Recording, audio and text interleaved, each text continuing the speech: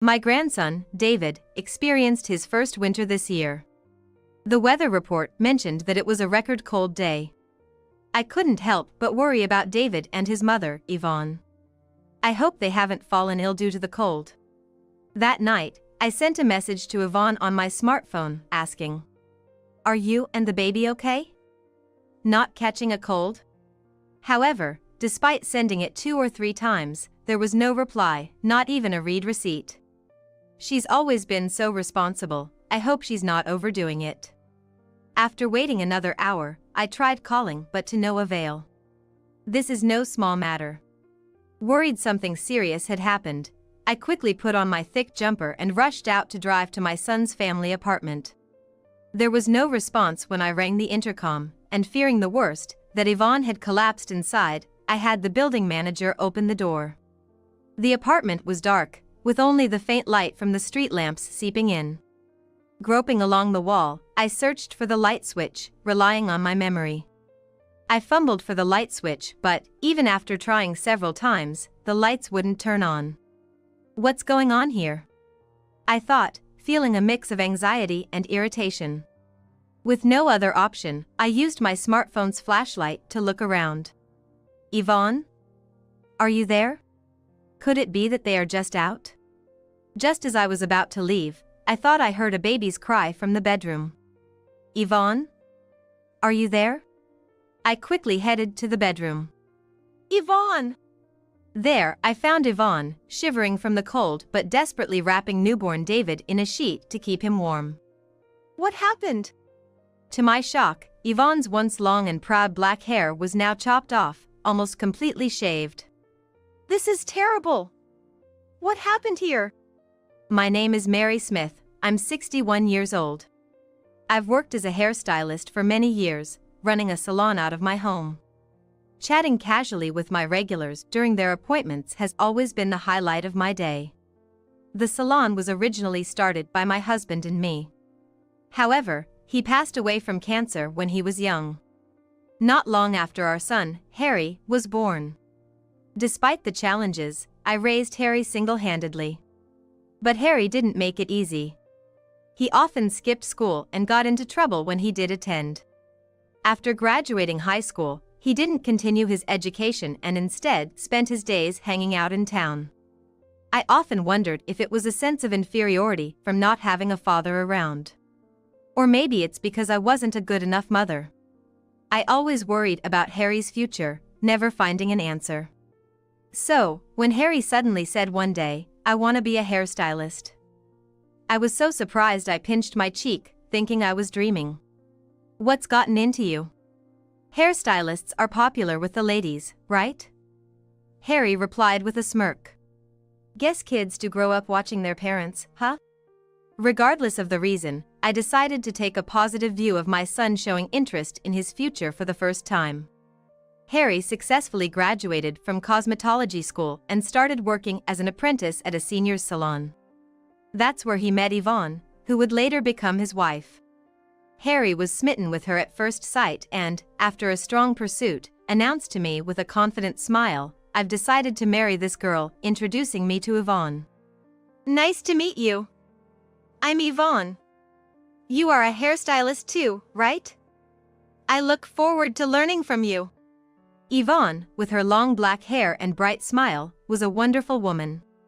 Likewise, I look forward to that, I replied, instantly liking her. A year after their marriage, Harry expressed his desire to start his own salon. Though he hadn't been an apprentice for long, he seemed to have gained a lot of confidence as a hairstylist. I want to have my own place and prove my skills. Honestly, I was a bit worried. I knew from my experience that it's not easy for a newcomer to make it on their own in this industry. But I couldn't ignore the earnest look in Harry's eyes as he talked about his dream. How much do you have saved up? He showed me his bank book with a troubled look and a sigh. Despite having a steady income, he was spending just as much as he earned.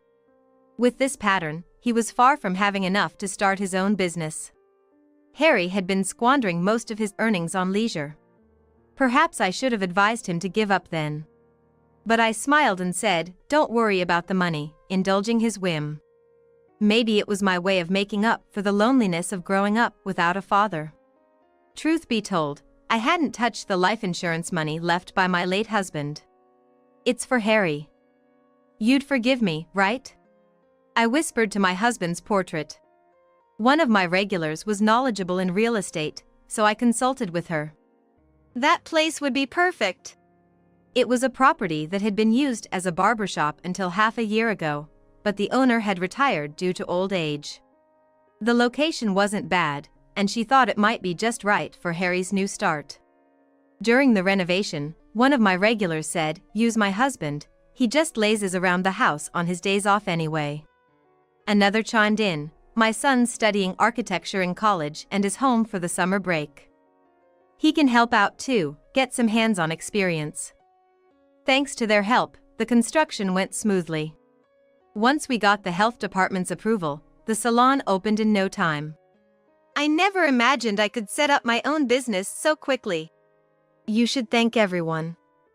It's not something you could have done alone. I know. I'm grateful to you, Mom. Then, I handed Harry the bank book containing the remainder of his father's inheritance. The purchase and renovation costs were lower than expected, so there was still more than half left. "This is a gift from your father to you. Use it wisely for business expenses, and don't you dare waste it."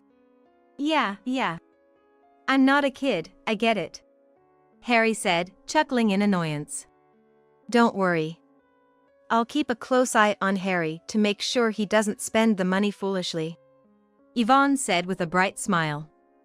Her words made me laugh. With Yvonne's help, I didn't need to worry about interfering any further. I optimistically decided to watch over their business from a distance. But soon, I realized my optimism was misplaced. Yvonne occasionally visited my salon to update me on their progress, and each time, her expression grew more somber. 3 months after Harry's salon opened, she confided, "Harry's not putting his heart into the work." "What? Harry? Why?" He was so enthusiastic at first, sure that his skills would bring in customers. But within a month, he stopped smiling and began treating customers coldly. As a result, our reputation has plummeted, and customers have stopped coming. I couldn't believe what I was hearing. Harry had wanted his own salon so badly. What had changed in such a short time? Harry thought that being a good hairstylist was all it took, but running a salon is more than that. Yvonne sighed. Indeed, she was right. Business doesn't work just the quality of your work. Customer service plays a huge role in business. It seemed Harry was missing that fundamental understanding. So, what's Harry doing now? He's frustrated about the lack of customers and spends his days drinking. If he doesn't get his act together, we'll lose even more clients. Right now, I'm handling the customers we do have, but if our reputation keeps dropping, the business will only get worse. Yvonne explained, looking like she was on the verge of tears. I felt the same way. All right, I'll have a serious talk with him next time I see him. Thank you so much, Yvonne said, bowing deeply before brushing back her long black hair. Your hair is always so stunning, I commented, trying to lighten the mood. I started growing it out in middle school, she said proudly. Been that long? Any particular reason? Are you familiar with hair donation? Yvonne looked at me earnestly. Hair donation? I think I heard about it at a hairstylist's meeting, but I don't know much about it. Yvonne's eyes sparkled as she explained. It's about making wigs from real hair for children who've lost their hair due to congenital diseases, illness, or accidents. I've been growing my hair to donate to organizations involved in this. Isn't it wonderful to be able to help someone? I read an article about an actress who was doing it, and I thought, maybe I could do that too. Wow. That's really admirable, especially for someone as young as you, I said, overwhelmed by Yvonne's passion. 6 months into her marriage with Harry, Yvonne got pregnant. She's always been so conscientious, always pushing herself too hard when I'm not looking. Yvonne, this is the most crucial time. You really shouldn't overdo it. I repeatedly warned her. Every time, she'd just lightly laugh and say, "Don't worry. I'm taking it easy, consulting with the baby in my belly." But in reality, Yvonne worked at the salon right up until the last month of her pregnancy, supporting the family while Harry's attitude worsened. What is he even thinking? Every time Yvonne updated me, I felt my own shortcomings as a mother. One day, I finished work early and decided to check on their salon. I ran into Harry just as he was about to leave. "Where are you going?" "Out for a drink. There won't be any more customers today anyway," he said nonchalantly, laughing off his situation. The lack of customers had become normal for Harry, and he wasn't even trying to improve things anymore. "You're about to become a father, you know." Harry just waved his hand dismissively and hopped on his motorcycle. "We're not done talking. Think about Yvonne for once." Yeah. I'll do that when I feel like it." He laughed and sped off. Inside the salon, Yvonne was cleaning the floor. "Today, we managed to get just one customer," she said, smiling brightly despite looking exhausted. "Are you eating properly? You need to get enough nutrition. Don't worry about me. It's not just about you. It's for the baby," I said sternly, making sure she understood the gravity of the situation. Yvonne teared up a bit and thanked me. At times like this, the father should be there to support her. I wanted to shout at Harry, who was nowhere to be found. Yvonne told me the salon wasn't doing well, and Harry was spending money recklessly every night. Giving that bank book to Harry was a mistake. I regretted my decision. Yvonne, despite being busy, never neglected her hair care. Gently stroking her belly, she said, "I want to teach my child the joy of helping others." That's when I realized I wanted to support her. Since my son wasn't of much help, I decided to assist Yvonne at their apartment. "I'm always sorry to trouble you." "Don't worry about it, just focus on the baby. It was my fault for not raising my son right." Because of that, Yvonne was suffering. Perhaps it was my way of atoning for my sins, at least. At the end of summer, Yvonne went into labor earlier than expected and was rushed to the hospital. Harry was nowhere to be found, unreachable. I kept sending him messages, but there were no replies, not even read receipts. What on earth is he doing at a time like this? Yvonne's parents had passed away, so I was the only one who could be there for her. "Don't worry, Yvonne, I'm here." I kept encouraging her as she bravely faced childbirth. After a long and difficult labor, I was overwhelmed by the sound of the baby's cries. "He's born. You did it, Yvonne." I was moved to tears, but Harry, who should have been there, never showed up. My grandson, David, was experiencing his first winter. The weather report said it was a record cold day. No wonder it was so chilly that I had trouble getting out of bed. My first thoughts were of Yvonne and newborn David. I hoped they weren't affected by the cold. Worried, I sent a message to Yvonne that night. "Are you and the baby okay? Haven't caught a cold?" But even after sending 2 or 3 messages, there was no response, not even a read receipt. I was concerned that Yvonne might be too ill to move. She's always been so responsible. I hope she's not overdoing it. After waiting another hour, I tried calling again, but the result was the same. Something's not right. Without a second thought, I put on my thick jumper and rushed out to their apartment. When I arrived, the place was engulfed in darkness. It's not uncommon for families to travel abroad during the holidays, but I hadn't heard anything about a trip from Yvonne and Harry, and they likely couldn't afford it anyway. I rang the intercom, but there was no response. Fearing Yvonne might have collapsed, I immediately asked the building manager to open the door. "I'll wait outside. Please let me know if there's anything," I told the manager before stepping inside. The apartment was dark, the only light coming from the street lamps outside. I remembered the light switch was right by the entrance. Relying on my memory, I groped for the light switch on the wall. But no matter how many times I flipped it on and off, the lights didn't respond at all. What's going on here? I thought, feeling a mixture of anxiety and irritation. With no other option, I used my smartphone's flashlight to illuminate the room as I stepped inside. Yvonne, are you here? I called out in the living room, but there was no answer.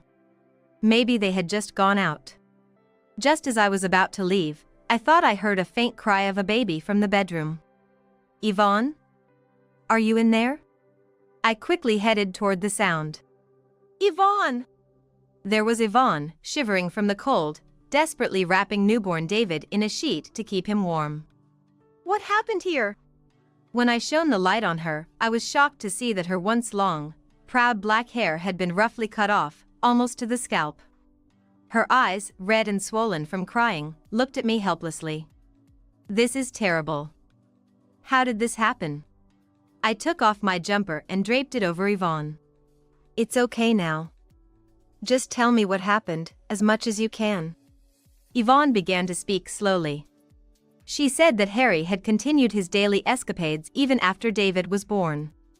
Eventually, they couldn't pay the electric bill anymore, and Yvonne, unable to tolerate it any longer, scolded Harry. She had just wanted him to be more responsible as a father. But her pleas fell on deaf ears. In a fit of rage, Harry grabbed a pair of practice hair-cutting scissors and started cutting off Yvonne's hair. At first, Yvonne tried to resist, saying stop it. But fearing any further resistance might accidentally harm David, she stopped resisting. Harry laughed mockingly, saying, "Now you won't be able to show your face in public." I was speechless at my son's cruel actions.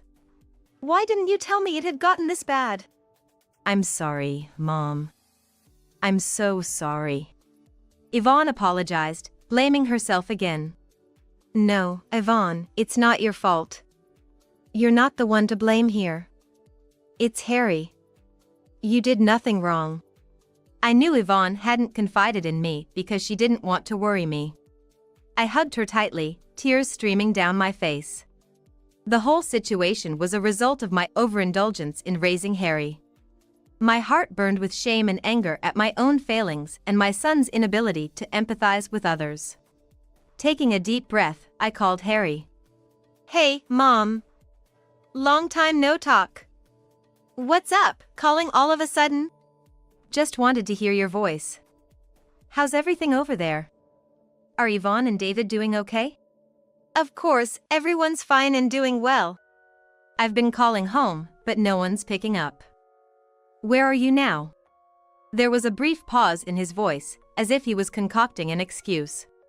Actually, we're a family of 3 in Hawaii. We'll be back next week. Hawaii, huh? That sounds nice. I responded, though I knew he was blatantly lying to me. What had I been doing all these years, taking care of Harry? After losing my husband at a young age, I worked non-stop as a hairstylist. It was all to raise Harry into a respectable person. When he expressed a desire to become an independent hairstylist, I fulfilled his wish without hesitation. Yet, Harry carelessly squandered the inheritance his father left, using it for his own pleasures. And even treating his wife and child cruelly. My expectations for Harry turned into profound disappointment. What would you like as a souvenir? I'll bring you something nice. Anything's fine. You're coming back next week, right? Safe and sound. Hey, Mom? You sound a bit off. Is something wrong? Mom? Harry seemed to sense something, but I ended the call without responding. I informed the building manager waiting outside of my plans and decided to take Yvonne and David back to my house. Then, I started making calls to every place I could think of. A week later, Harry called me, cheerfully announcing that he had just landed at the airport. I'm back, Mom. And I've got souvenirs for you, he said, pretending to be the caring son. But my heart was no longer deceived by his act. That's nice to hear. I replied in a flat tone, though Harry didn't seem to notice anything unusual. About an hour later, a taxi pulled up in front of the apartment. Harry, clearly having enjoyed his solo trip to Hawaii, with distinct tan lines from sunglasses around his eyes, unloaded a bunch of luggage from the trunk. He took out his keys, expecting to enter the apartment where his wife and son should be waiting. He must have thought that once he inserted and turned the key, the door would open immediately. However, no matter how many times he tried, the key wouldn't fit the lock. "What's going on here?" he exclaimed in frustration. I approached him quietly from behind and asked with a smile, "Did you enjoy your trip to Hawaii?" though my heart was boiling with anger.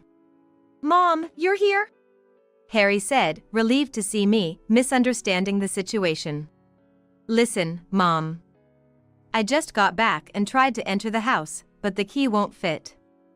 It must be Yvonne's prank, punishing me for going on a trip alone." He tried to paint himself as the victim, blaming Yvonne. "Leaving Yvonne, who just gave birth, and newborn David behind, what were you doing?" "I told you, I was in Hawaii with my family." "Didn't you just say you went on the trip alone?" I pointed out the contradiction. Harry was at a loss for words. "You really had the nerve to lie about taking a family trip to Hawaii?" Yvonne was here, with the electricity cut off, shivering in the cold, holding David close to protect him. "And to think, she cherished her long hair, and you just cut it off mercilessly. Don't you feel any remorse as a human being?" I guess I messed up there. But right now, I just want to get inside the house. "It's freezing in Japan," Harry replied, rubbing his arms theatrically, showing no sign of remorse. "The cold Yvonne and David endured is nothing compared to this. Plus, you no longer have a home here. I've already cancelled the lease on the apartment. It's time you find your own place to live." "Cancelled the lease? Why would you do something like that without asking me?" Harry protested, suddenly panicking. But the apartment was leased under my name, after all. I couldn't just stand outside and continue this conversation, so I took Harry to a nearby coffee shop to talk further.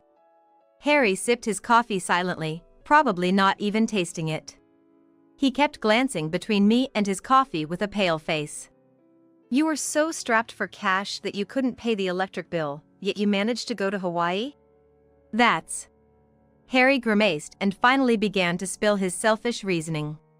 He admitted that right from the start of his business, he was showing off to friends and women he picked up at the salon, spending his father's inheritance on his antics. He knew such spending would quickly deplete any fortune. But after getting a taste of the power of money, he continued his lavish lifestyle even after the inheritance ran out, racking up debts to buy gifts and take trips. "You're quite the big spender, aren't you? Especially for a failing business." "Don't worry. I'm a professional hairstylist. Once I get serious, clients will come flooding in, and I'll be able to support my family," Harry replied with unfounded confidence. I looked at him coldly. "Your salon? I've already sold it. All the equipment too. It's too late to get anything back." I shattered his baseless confidence. "That's a lie. Why would you do something like that?" Harry's face turned red as he slammed his hand on the table. "Oh? You were planning to continue with the salon? I thought you had abandoned it since you left everything to Yvonne. Besides, I bought the building and land in my name. You have no right to complain now." "But I was just trying to attract customers. I had it all planned out." Harry's eyes looked like those of a child about to burst into tears.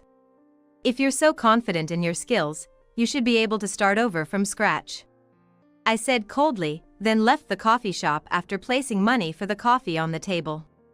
A month passed. Yvonne and I avoided any contact with Harry, but unpleasant rumors inevitably reached my ears. After I pushed him away, Harry apparently ran to his friends begging for money. But they were the kind who gathered around him for his money. Naturally, nobody was willing to help a financially drained Harry. He even got reported to the police for stalking some of the women he picked up at his salon.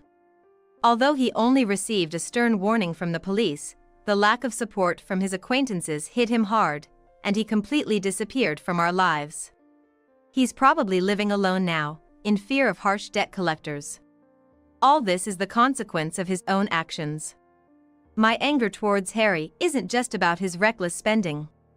What's unforgivable is how he neglected Yvonne and David, pushing them into hardship.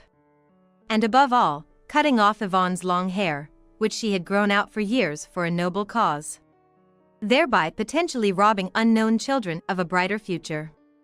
As a fellow hairstylist, I could never forgive Harry's actions. It will take a long time for Harry to truly understand the emotional pain Yvonne has endured. Yvonne herself never speaks of her hurt, but it's clear she's not unscathed. She appears to be keeping her feelings bottled up, probably not wanting to worry me. Wanting to do something to help, I reached out to my hairstylist friends and had a special wig made for Yvonne. It won't make up for my son's wrongs, but please use this. Thank you, Mom, Yvonne said with a smile, though tears were streaming down her cheeks. Using my aching back as an excuse, I asked Yvonne to help out at the salon. She threw herself into the work, seemingly trying to forget her emotional scars. "Hello, David," a regular greeted, and David in his cradle burst into giggles. Now, some customers even come to the salon just to see him. He's like a little mascot, a baby that brings in good fortune. Yvonne, regaining her strength both physically and emotionally, has started the process of divorcing Harry. Seeing Yvonne smile makes us all feel like we've shed 20 years. But it's true, Yvonne and David have brightened up the salon considerably. Attracted by Yvonne's cheerful atmosphere, more and more mothers with young children have become regulars. "Let's have a great day today." "Hi, how are you?" Now, the salon is filled with smiles again. In a quiet corner, David is peacefully sleeping, his cute little snores filling the air. "Hey! I'm going out with my friends, so give me some money. About $4,000 should be good." "No way, that's too much money." "What? So you married my dad, a doctor, just for the money after all? That's why you're so greedy about money. You're really a nasty woman." Due to an illness, I can't live a normal life without a ventilator and need a wheelchair to go anywhere. Despite my condition, my husband, who was willing to marry me, had a problem child from a previous relationship. His son, now a college student, planned a trip with his friends and asked me for money. However, with the monthly expenses for the ventilator rental and other costs, I couldn't afford to give him that much. "That's impossible." "Ugh. You're really annoying. Always acting like a mom, and if you're not useful, you might as well leave. Just disappear." After insulting me, he unbelievably unplugged my ventilator and stole the money from the dresser, leaving the house.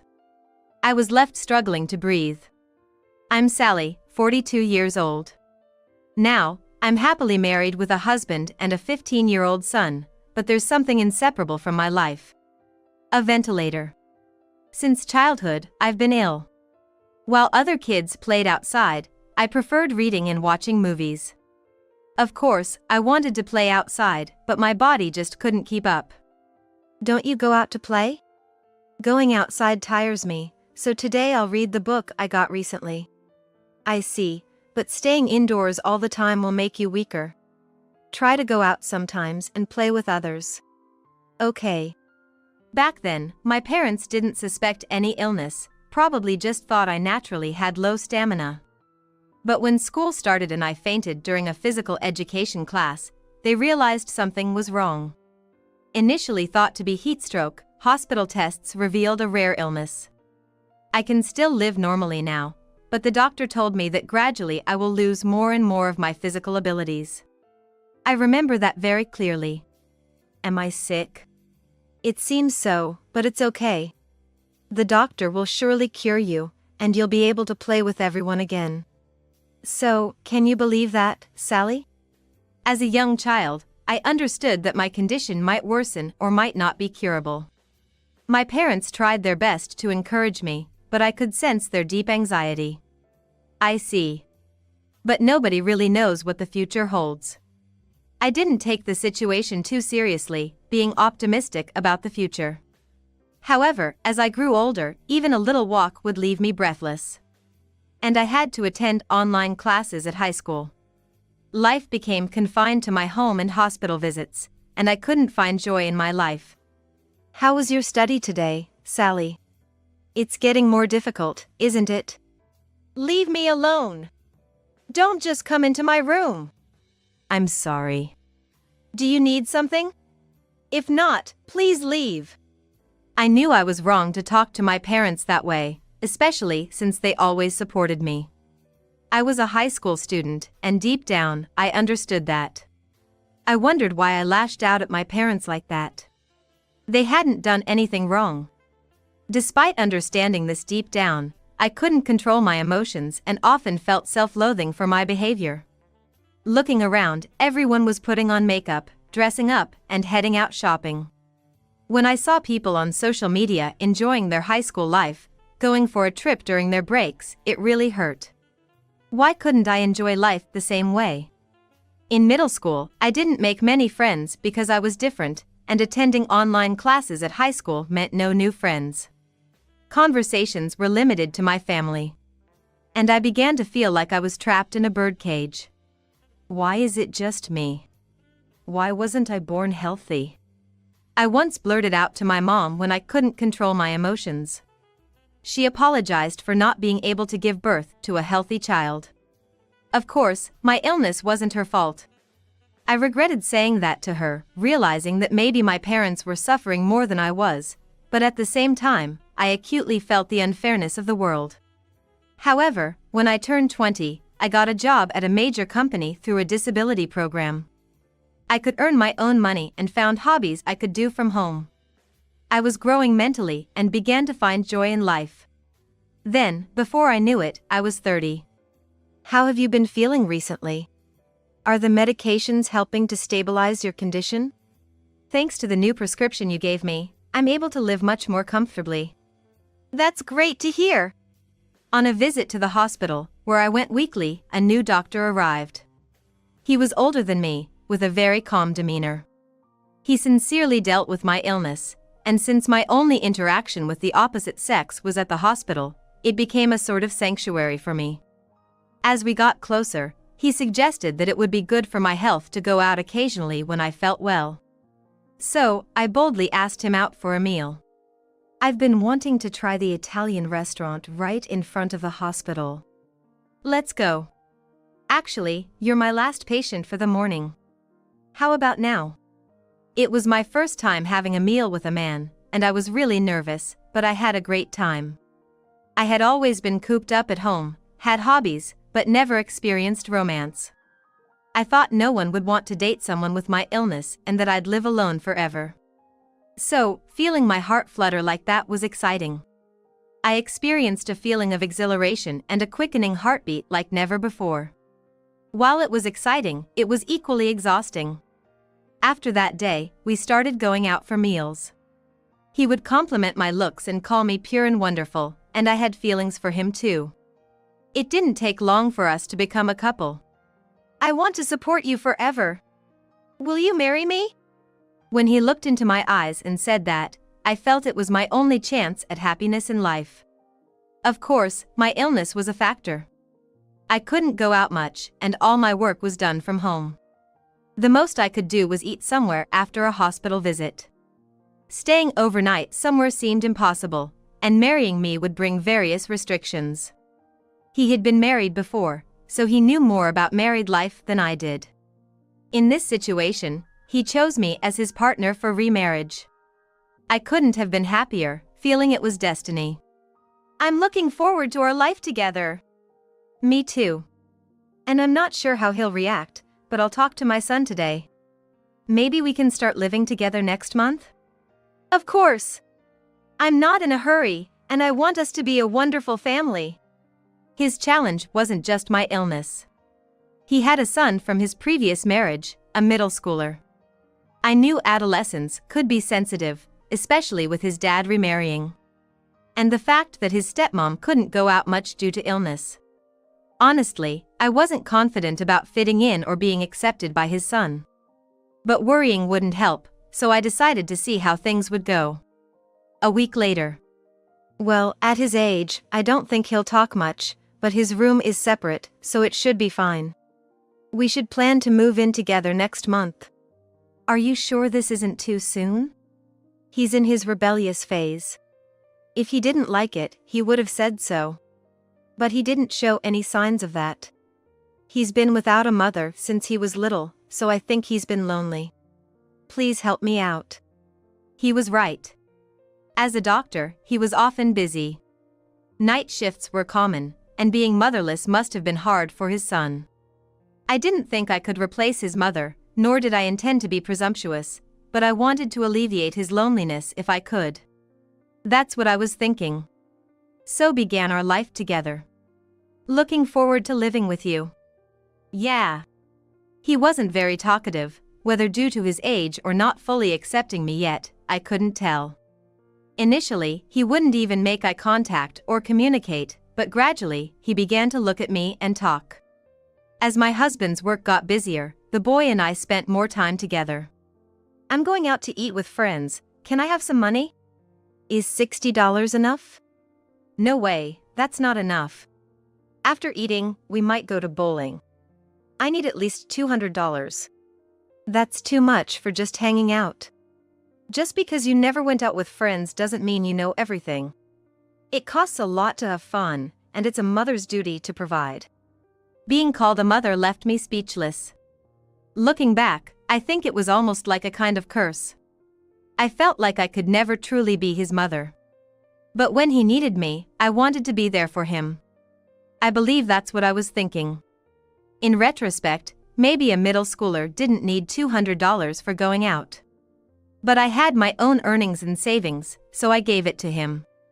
And I might stay at a friend's house, so don't tell Dad, okay? Staying over? Don't you have school tomorrow? Sure, but that's none of your business, right? I wondered if it was okay to let him be so free-spirited.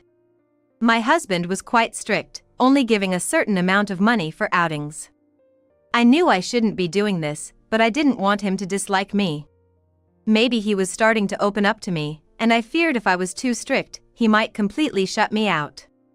So, I had these anxieties. All right, just be careful then.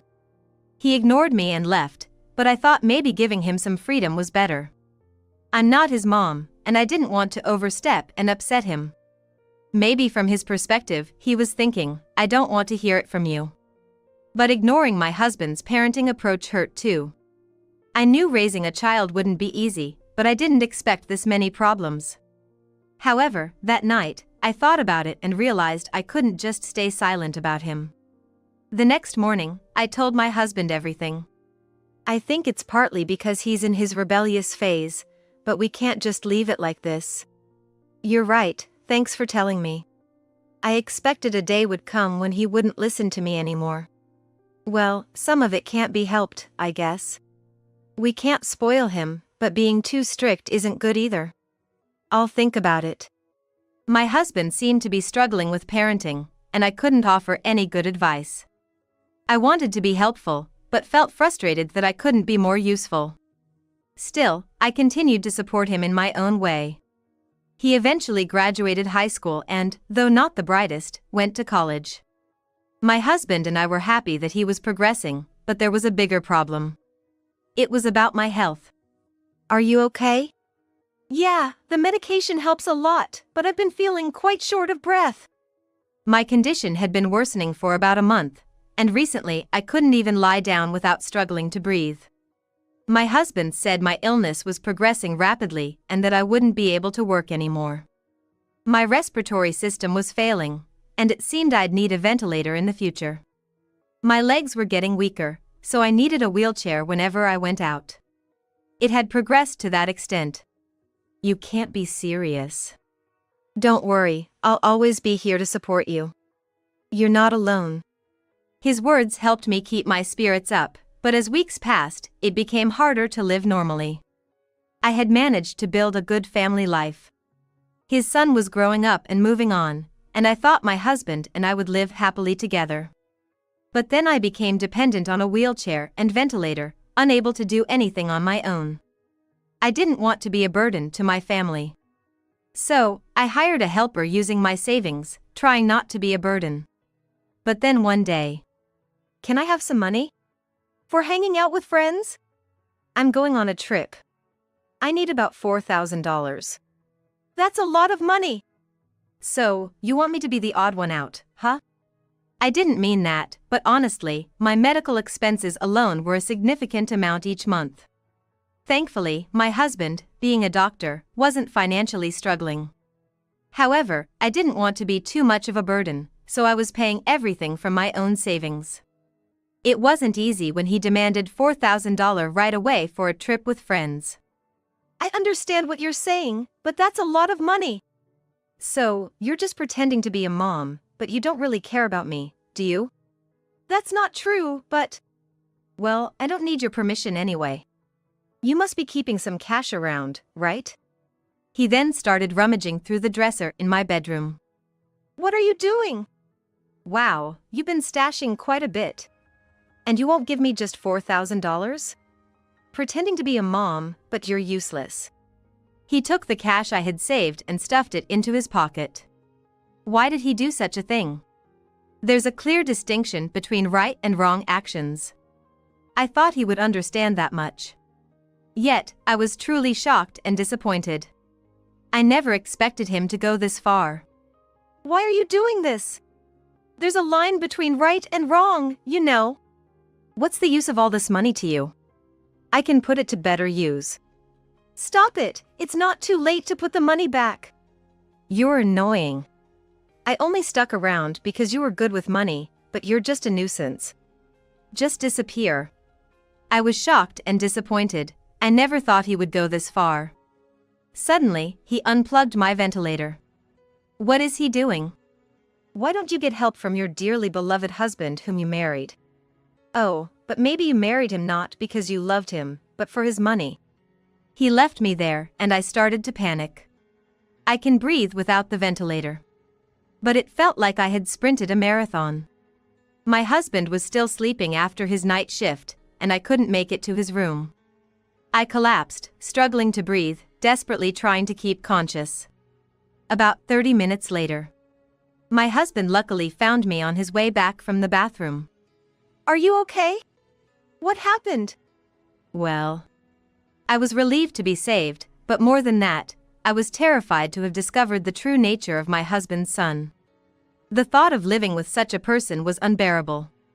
I told my husband everything that happened, the threat to my life, and how his son smirked as he took my money and left.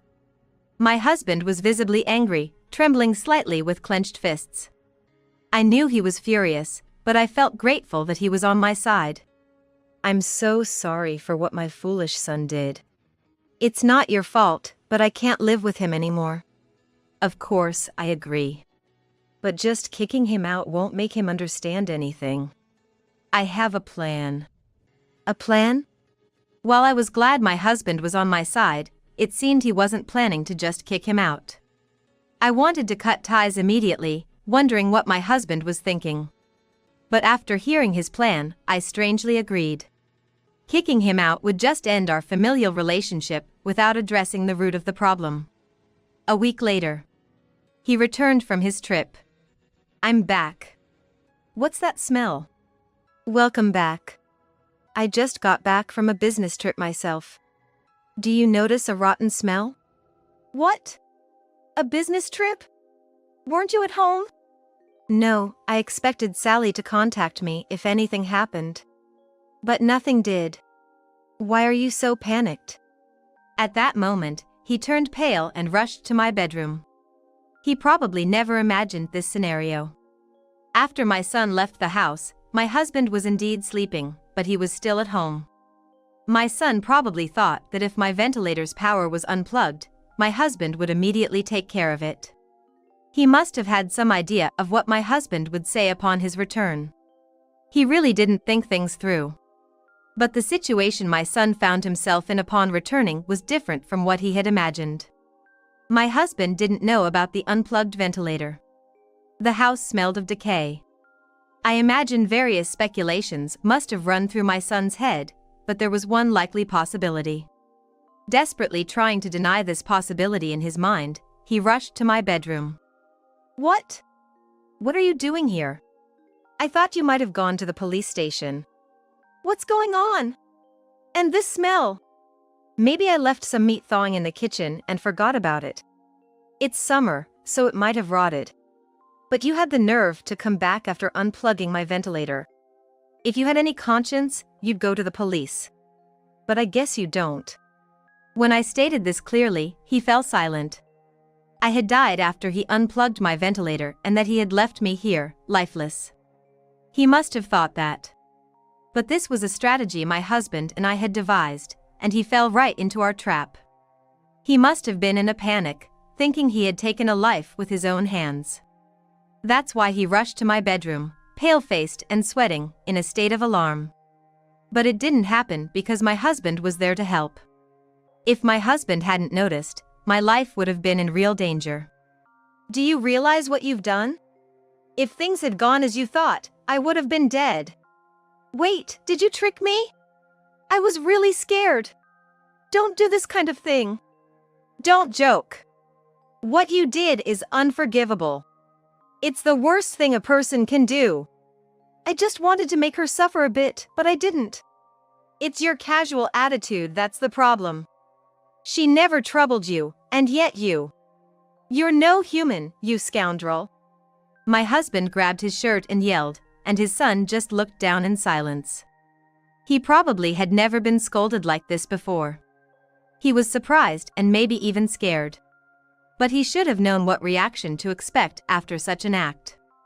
I think you know this, but I'm cutting ties with you. You're on your own now. I'm not paying for your college anymore, and I don't care about your living expenses. Wait, don't say that. You're misunderstanding. I didn't do it on purpose. What are you talking about? It was just an accident. My foot got caught. There's no proof that I did it intentionally. I didn't expect him to make such a desperate excuse at the last minute. After being scolded so harshly by my husband, I thought he might have reflected on his actions. But as soon as he realized he was being disowned, now without financial support for college or living expenses, he might be thinking he can't live this way. He resorted to making excuses. He's truly done as a person. Not a hint of apology or remorse towards me. My husband yelled at him for a reason, but he seemed to not understand at all. However, my husband looked utterly disgusted with his response. Can I believe you're still not apologizing? Saying there's no proof? Your actions were all recorded on camera. Recorded? What do you mean? We installed monitoring cameras for any emergencies. I've seen all the footage, and it's all recorded, including your horrible words to her. He didn't know about the camera in my bedroom because he never cared to check. But that's not the issue. The problem is that he continued to lie to my husband until the very end. Why couldn't he just apologize honestly? Even if there had been no camera, admitting his actions and apologizing might have led to forgiveness from my husband. But instead, he chose to escape his guilt. With no more excuses and nowhere to run, he suddenly began to apologize.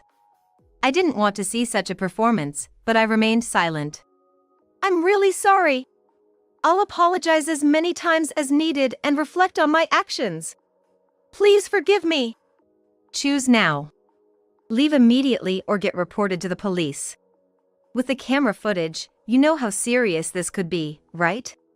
Wait, are you really going to turn your own son over to the police? What you did doesn't deserve to be called son. A person who treats others like tools has no rights.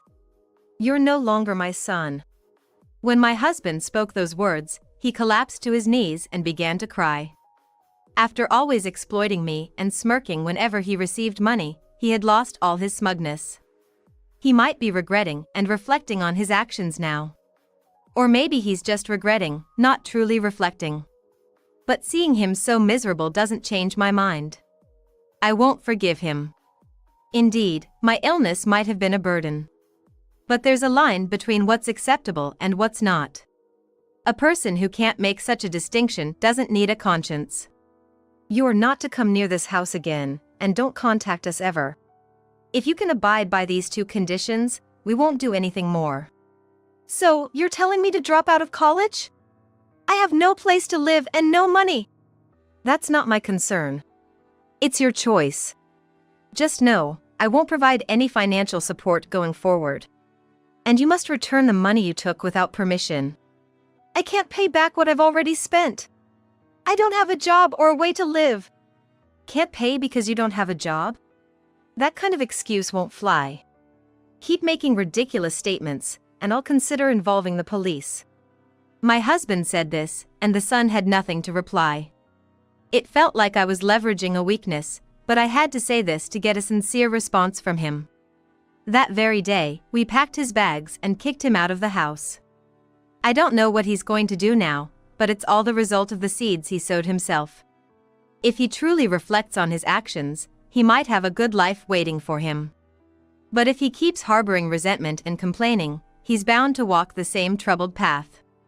I'm sorry for causing trouble until the very end, but thank you for standing by me. I promised when we married, no matter what, I'd stay by your side and keep supporting you. Thank you, really. His words warmed my heart a bit. It's not like I did anything, but it ended up severing the parent-child bond. I felt a bit sorry for him, but I'm glad my husband stood his ground. I can't live without my husband's help. So, I'll do anything I can for him in return. Life is never something you can do alone, you always need someone's help at some point. It makes me wonder if there's someone around to lend a hand when needed. If nobody is willing to help, that says a lot about a person's worth. I plan to continue living happily, supporting each other with my husband. Right now, my dad is in critical condition. Can you come right away? I'll give you the hospital's address. What? No way, I've just arrived at my vacation spot. Huh? Vacation? What are you talking about? My father is in a serious situation. When I got angry like that, my husband said something unbelievable. I mean, I'm not really involved with him, you know. What? I'm exhausted from work every day. Let me have this trip. I felt my feelings for him cooling down rapidly. Fine. Don't bother coming back then. My name is Julie, a 30-year-old housewife. I've been married to Ken for 3 years. We met at a social gathering. Being of the same age and sharing similar interests, we were drawn to each other and began to meet just the 2 of us. After several dates, he confessed and we started dating. He was bright and refreshing, always making me laugh. I was increasingly attracted to him. Our relationship went smoothly from there. About 2 years into our relationship, he proposed to me. My feelings for you will never change. I want to build a warm home with you. Will you marry me? Yes. I'd be honored. I immediately accepted his proposal. And so, we decided to get married. We then visited each other's parents to announce our marriage. My in-laws were very kind, and I felt relieved there wouldn't be any mistreatment. After a successful meeting between our families, we got married. Then our married life began. I quit my job to become a full-time housewife, as Ken had wanted. I worked hard at household chores, supporting him in every way.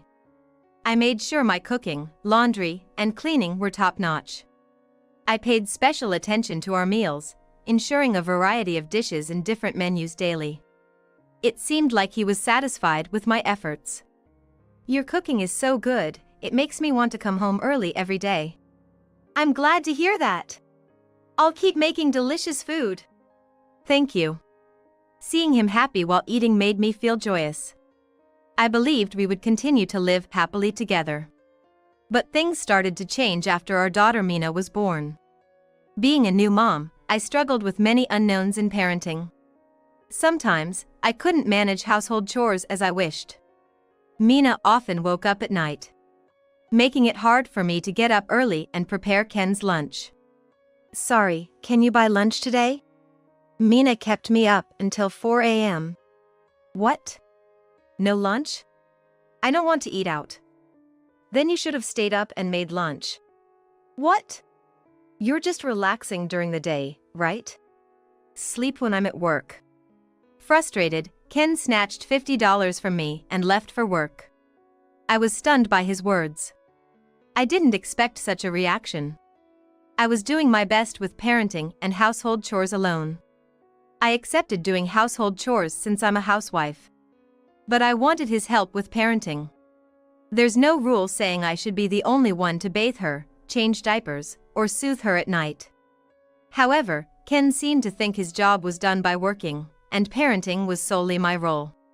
He couldn't accept any slack in household chores because of our child. Is this another lazy meal? What? Lazy? It's obvious. What do you mean? There's a main dish, 2 side dishes, and a soup. The main dish is weak. You used to make more substantial meals. Are you slacking off? I've told you, I'm swamped with childcare and can't spend as much time on household chores. That's just an excuse. My mom always managed, even with me and my brother. She had it harder than you with just one child. You're just being lazy. But I never thought he could be so insensitive. He seemed so kind and gentlemanly before marriage, but turned out to be a completely different person after having a child. As a full-time housewife with a child, and not working, I had no choice but to rely on my husband Ken's salary. I felt it was unfair, but I couldn't stand up to him, fearing that being abandoned would be the end for me. In the end, I couldn't argue back and just accepted what he said.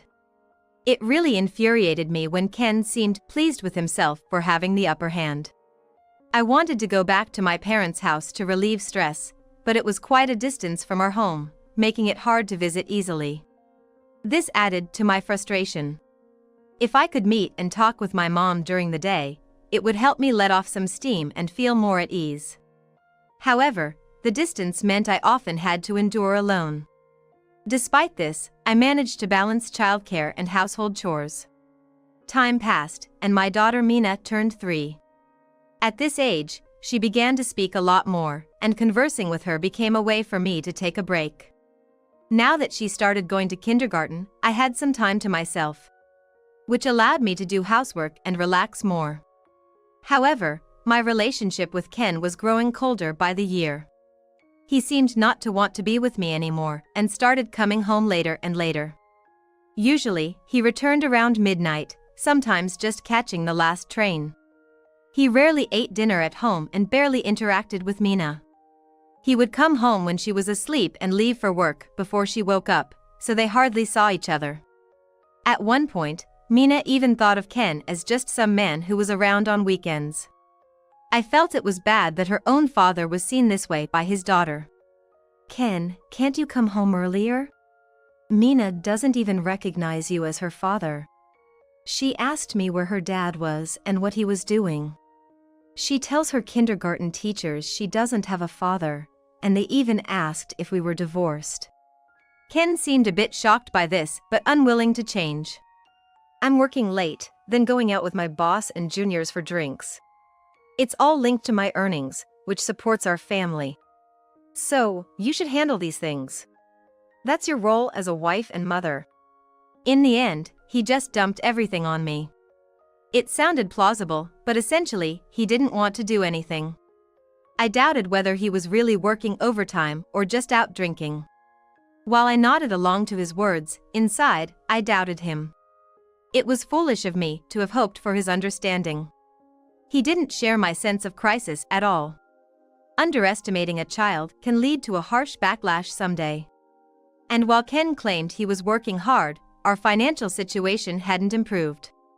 If he was truly working overtime, it meant he was spending the extra money on himself, which was pointless and only beneficial to him. Ken began going out alone more often on weekends, even telling me to pack for sudden business trips. He seemed to see me more as a housekeeper. It seems like the only reason for continuing our marriage is because I take care of everything around the house. I didn't want to live just to take care of him. This rebellious feeling grew within me. But as long as we depended on Ken's salary, I couldn't just leave with Mina. So, I told Ken I wanted to work part-time during the day. Earning my own money, even a little, was important. As expected, he wasn't happy. Huh? That's unnecessary. You just need to take care of the house as a full-time housewife. I want to save for when Mina wants to take classes or for school expenses. Of course, I'll still do the housework. Besides, you're hardly home for dinner these days. Me working during the day won't affect anything. After some thought, Ken agreed. Just make sure you do the laundry and cleaning. That's the condition. I promise I'll manage everything properly, I assured him. This way, I convinced Ken and started working. Perhaps it was the way I phrased it. Not blaming him, but suggesting it wouldn't disrupt our current lifestyle. Ken must have realized that whether I worked during the day or not didn't matter. I immediately started looking for a job and found an office position with short hours. I was hired, much to my surprise. Working part-time and interacting with people of various ages and perspectives was a significant change for me. It widened my horizons and kept me in a better mental state. Earning my own money gave me confidence and strength. I worked hard and soon earned recognition at work. Julie, you catch on so quickly. You're a great help. I wish you could become a full-time employee.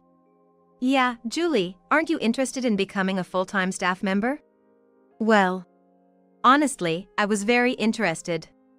But becoming a full-time employee would make it difficult to balance childcare and household chores. First off, Ken probably wouldn't approve. When I shared this with my superiors, they looked disappointed but understood. However, I made it clear that I wasn't uninterested, so maybe there'll be another chance in the future. So I decided to keep working hard and wait for the right time. Meanwhile, something concerning Ken started bothering me. I suspected he was having an affair. One day, during my lunch break at work, I went to eat at a casual Italian restaurant downtown. That's when I saw Ken leaving the restaurant with a woman I didn't know. Ken was in a suit, and the woman looked more like she was dressed for work than for leisure, so maybe they were just colleagues having lunch. This alone wasn't enough to conclude he was having an affair. But, call it a woman's intuition, I felt there was a high chance Ken was cheating with that woman. So, I decided to hire a detective agency to investigate. Maybe Ken's late nights were because he was meeting with his mistress, not staying late with his boss as he claimed. He didn't look as tired as he should have been, probably because he was enjoying his time with his mistress. While making these assumptions, I waited for the investigation results. About 2 weeks later, the results came in. Ken was indeed having an affair. And the woman was the one I had seen. I felt a strange sense of relief that my suspicions were correct. Probably because this meant I could end things with Ken. If he was cheating, he would be at a significant disadvantage in a divorce. I could claim alimony and child support. And with a job offer for a full-time position, I felt confident I could manage even if we divorced. I decided to leave Ken. But then, I got a call from my mom. Hello, Mom, what's up? Julie, I'm sorry to call you out of the blue. Your dad collapsed and has been taken to the hospital. What? I hurriedly took Mina with me to the hospital. I hadn't visited my parents in several months and hadn't seen them since then. Hearing about my dad's sudden collapse was a shock. When I arrived at the hospital, I found my mom looking anxious. Mom! Julie! Thank you for coming. How's Dad? He's undergoing treatment now. We were relaxing at home, and he collapsed when I returned from the bathroom. I see. I patted my mother's back. She must have been shocked to witness her partner collapsing. The thought of losing my father was distressing. Just thinking about that made me feel really hurt. After a while, the doctor came out and informed us that my dad had suffered a stroke. He regained consciousness, but his condition was still precarious. Dad was admitted to the hospital. We went to his room and waited by his side as he slept. A few hours later, he slowly woke up. Dad! Hey! I'm sorry for worrying you. I'm just glad you woke up. The doctor came and checked my dad's condition. He was stable for now, but there was no telling if his condition might worsen. Mina had fallen asleep, so I left her with my mom and went back to our house to get some of Dad's clothes. During this time, I sent Ken a message, informing him that my dad was seriously ill and in the hospital. Ken didn't read my message immediately, but I figured I had done my part in informing him and hurried back to my parents' house. Later, we returned to the hospital, where my mom, Mina, and I stayed with my dad through the night, hoping for his recovery. He seemed to be breathing steadily, and I thought he might get better. However, his condition worsened by midday. He was rushed to the treatment room, hooked up to numerous tubes, and treatment began. I couldn't shake the feeling that he might not make it. I tried to contact Ken again. Given that my father was in critical condition, I really wanted Ken, as his son-in-law, to be there. But I couldn't get through to him. It was Saturday, so he should have been off work. Maybe he had been out drinking till late and was now asleep. Just as I thought I couldn't rely on him, the call connected. Hello? What's up? Ken, can you come to the hospital right away? What? The hospital? What do you mean? My dad's in critical condition. Can you come immediately? I'll give you the address. I was about to tell him the address when he interrupted. What? No way, I've already arrived at my travel destination. Travel? What are you talking about? Oh, didn't I tell you? Some colleagues and I planned a 2-day trip, and today's the day. I'm already here, so I can't go to the hospital. What are you saying? My father is in a serious situation. When I got angry, Ken said something outrageous. I mean, I'm not really involved, you know. What? I'm exhausted from work every day. I deserve a break on my day off. Let me have this trip. He shouted. I felt my feelings for him cooling down rapidly. I don't care about you anymore. Don't bother coming back. I hung up and returned to my mom and daughter, where we watched over my father. Unfortunately, despite the treatment, he never regained consciousness and passed away. We were engulfed in grief. I wondered how much we cried. My mom must have been terribly shocked. She and my dad were very close. We were in a daze, unable to think about anything for a while. But we couldn't cry forever. We gathered ourselves and began making arrangements for my dad's funeral. The wake was held the next day, and the funeral the day after. Many relatives, friends, and others who admired my dad attended. Just before the funeral began, Ken showed up. Sorry. I'm late. I couldn't make it when your dad was critical. His apology seemed half-hearted. Not sincere. I confronted him as he approached. Why are you here? People who aren't related should leave. What? I'm your dad's son-in-law. Are you angry I'm late? Everyone's already here, don't get too emotional. He tried to calm me down. But I stood my ground. When I told you my dad was in critical condition and asked you to come to the hospital, you said you were on a trip and it was impossible, right? You yelled at me, saying you deserved the trip. The funeral hall buzzed with my words. Hey! Don't talk like that. I was on a work trip with colleagues. I couldn't just leave. It might have affected my work. A colleague so narrow-minded that they can't let you leave during a family emergency won't achieve much at work. Or were you really with your mistress? What? What are you talking about? Stop making baseless accusations. That's defamation. Sadly for you, I have evidence of your affair. What? I had hired a detective agency. There are lots of evidence photos in my bag. But for now, I'll show you the data saved on my phone. I showed him the screen, and his face turned pale. When did you? Suddenly, my in-laws stepped in front of Ken, and my mother-in-law slapped him. What are you doing? Betraying Julie and Mina and having an affair. You disgrace. The in-laws scolded him while he stood there in shock. The funeral attendees looked at him coldly. My in-laws apologized to my mom and me. then took Ken away. Afterward, I contacted a lawyer, demanded a divorce from Ken, and filed for alimony and child support. Ken ended up with a substantial debt. I reported everything to his workplace, and he lost his standing there. Now, he's been relegated to another department, treated coldly by his colleagues, and cut off by his in-laws. He lives a lonely life, mostly paying off his debts. Ken's mistress seemed to have treated their affair as just a fling, and she quickly disappeared from his life. Meanwhile, I moved back to my parents' house and now live there with my mom and daughter, Mina. When I discussed my situation with my company, they said the offer to become a full-time employee still stands. If I request it, they're willing to make the switch right away. This should make supporting my daughter no problem at all. I asked Mina how she felt about not seeing her father anymore, and she said it was okay since he was practically non-existent in her life anyway. Even if Ken wants to see Mina, I doubt she'd be interested in meeting him.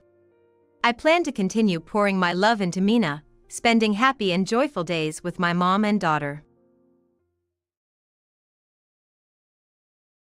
Wow, oh, it's new and beautiful. Looks like a nice, usable house. This is our cherished new home, meticulously planned and built by my husband and me, a newly married couple. It was our parents-in-law, both of them, who carelessly dropped their muddy, old suitcase right in the middle of our meticulously cleaned living room.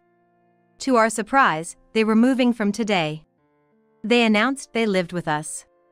I was shocked and confronted my husband. Why is this happening without any discussion? Don't worry, my mom's here to help with the housework, right? We'll get used to it soon, and supporting each other as a family is what matters. There's no problem. My husband, heavily influenced by his parents, didn't seem to consider my refusal at all. He grew up in a grand, old American-style house, and frankly, he has always seen the role of a wife as nothing more than a convenient housekeeper. A viewpoint shared by his parents. I had endured weekly dinners at their house, where my father-in-law would openly call me a disobedient woman. Furthermore, we were short on rooms, so my husband ordered me to vacate mine. You can sleep in the yard, it's lucky for you since you won't have to deal with my parents, he said with a smirk. Holding back my tears, I rushed into my room. And then, when I returned, dragging a heavy suitcase just as burdensome as my in-laws, my husband and his parents were shocked. I announced loudly, I'm going back to my parents' house, enjoy yourselves. I am Mirabelle. Currently, I work in the product development department of a health food company. I'm 32, and my husband, Tom, also 32, works in the sales department of the same company. Tom is a very thoughtful person, a hidden gem in any team he joins, always playing a supportive role. He's a top performer in our department, a husband I'm proud of. Our first meeting was at a departmental mixer. Dressed up, I caught his attention with the antique ring on my little finger. He was intrigued by my hobby of collecting antique jewelry. He admitted to thinking rings were just flashy, gem-studded pieces from his family's collection, so I introduced him to more vintage designs. Soon, we started going out for meals after work and on weekends, quickly progressing to a relationship, followed by a proposal in less than 6 months, celebrated by many colleagues and superiors. We had a dream even before marriage: building our own home. Our goal was to contribute equally, take out a loan, and create a small but detailed home of our own. I'd like a spacious living room, maybe a yard, thinking of kids and pets in the future. We might not have a big budget, but I'll work harder than ever, save more, do whatever it takes. We had many requests about the house. We have a certain location in mind, but we need to decide on the land based on transportation, shopping, imagine when we have children, the design of the exterior, and other points that each of us has that we can't miss. We had meticulously planned and worked tirelessly with a design firm to create our dream home.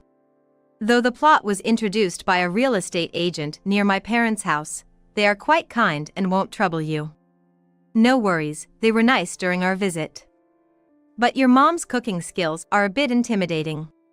His family used to own a lot of land in the area. Now mostly sold off, except for their residence.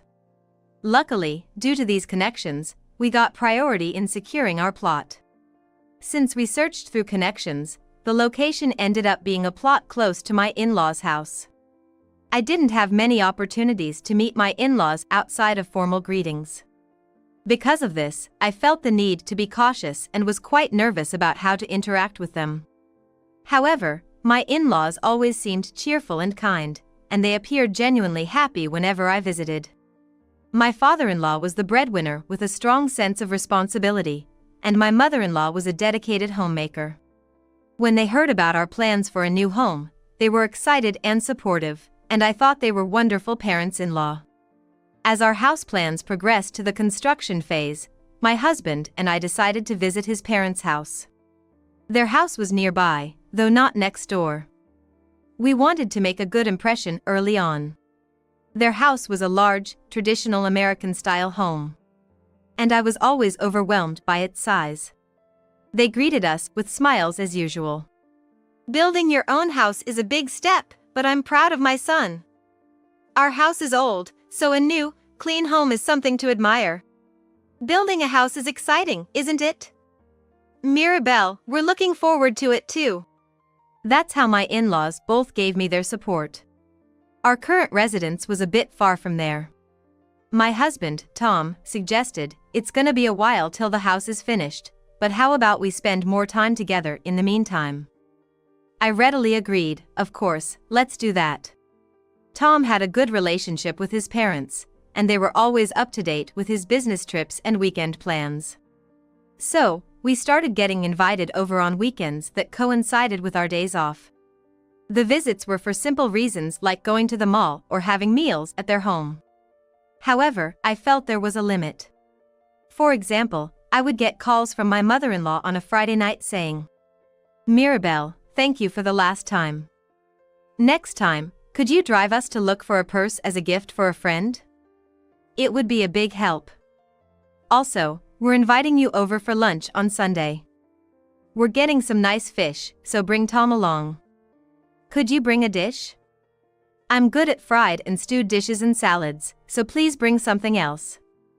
And about your clothes." She not only talked at length, but also filled up our weekend schedule and made specific requests. I wondered if dealing with in-laws was always this demanding and secretly asked my friends for advice, but all I got were comments blaming the oddity of my in-laws. I began to dread visiting them and felt increasingly trapped. As my work in the product development department got busier and the frequent visits to my in-laws' house fueled my mistrust. One day, I mustered the courage to decline over the phone. "I feel bad visiting so often, and I also want to have some quiet time on the weekends. I'm embarrassed to say, but with work, I can hardly keep up with chores at home." I tried to deflect the conversation, but my mother-in-law was unyielding. Insisting, "Don't be shy, we're family now," and I couldn't escape that weekend's plans. Reluctantly, I went to my in-laws' house with a heavy heart. To make matters worse, my husband knew I had tried to decline the invitation. Throughout the car ride, he scolded me. Mom was sad, Dad might say something, blaming me. At their house, with dishes spread across the dining table, the topic came up again. I felt like I was sitting on pins and needles. Then my father-in-law pointed at my mother-in-law and said, "Why don't you go help out? It's not too much for her. That would be too much for Mom." "That's not a problem. She can just finish the housework during the week and then come clean up your apartment. She's a homemaker, after all, she's got free time." I was surprised by his suggestion and even more so by his tone. His attitude towards my mother-in-law, a homemaker, was filled with misconceptions and harsh assumptions. I was at a loss for words, feeling like he was a boss issuing orders rather than a family member. What was terrifying was that my mother-in-law just smiled and nodded, as if my husband's instructions were the most natural thing in the world. I felt a chill down my spine. Thankfully, I managed to fend off the suggestion that she take over our household chores. In stark contrast to her compliance, my repeated refusals made my father-in-law mutter, "What a disobedient daughter-in-law." I could feel my irritation rising, and my heart raced. My father-in-law quickly became sullen, and my mother-in-law scrambled to cater to his needs. The tension in the air was suffocating, and I quietly resolved to stop visiting my in-laws. The following week, when my mother-in-law called, I tried to excuse myself, saying, I have other plans and can't come. If the new house was completed and they had to live near their in-laws, they would have had to see each other every day, not just every week off. The horrible thought filled me with dread. Why not? Haven't you finished your chores? Maybe it would have been better if I had helped out, like my husband suggested. She persisted, but I had my response ready. I have plans with a friend who attended our wedding. We're going out as a thank you. So, I can't come today, but I'll visit when our schedules align. I'll make sure to convey my thanks to my friend. I rattled off my excuse and managed to end the call. The promise was a lie, but feeling unsafe at home, I quickly left. From that day on, I found excuses to avoid visiting my in-laws. Despite this strained relationship, our new home was completed. My husband, Tom, and I were thrilled with our sparkling new house and took great care in cleaning every corner. However, not even half a month after moving in, my mother-in-law summoned me unexpectedly. Her tone was serious. It's something I must tell you. I know you don't plan to come to our house on your days off, but this is something I just have to tell you. Okay, I'll come right over. I replied, though it pained me to do so. Rushing over, I found my mother-in-law eager to explain the household chores at her home. The basics are daily sweeping of the entrance and garden. Normally it's just dry wiping, but on weekends we do a thorough mopping. Plus, there's shopping and managing the household budget. Oh, you can change things to suit you. She smiled kindly, but I was baffled by her explanation. It was as if she was discussing how we would share chores if I moved in with them. Wait a minute. Why are you telling me all this? I wondered what she expected me to do with this information about cleaning supplies and kitchen use. When I asked, her face clouded over. You married into our family, Mirabelle, so you need to follow our ways.